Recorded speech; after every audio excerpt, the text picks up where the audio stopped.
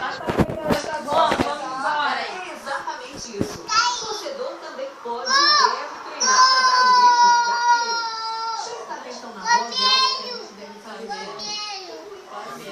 Vamos embora, Juan. Como é que é, Juan? Vamos embora pra casa. Fica aí nada, vamos embora. Isso. E aí você solta. Vamos embora pra casa. Vamos. Vamos, Juan.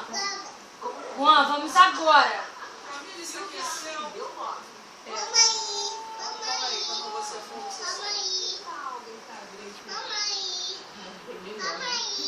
Vamos embora, Juan. Tá apertando o quê? Vamos embora.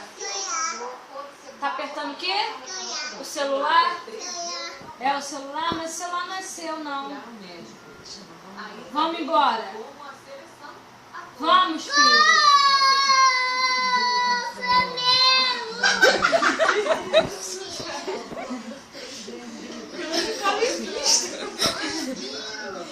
Brasil!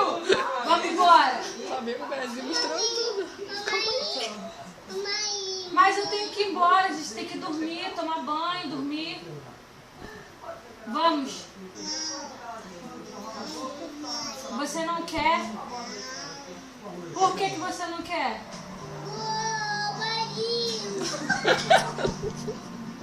Vamos embora, Juan.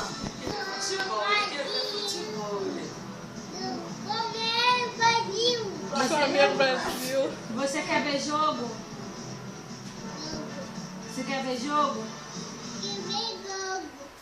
Não tem mais jogo não, a gente tem que ir embora, dormir. Vamos embora.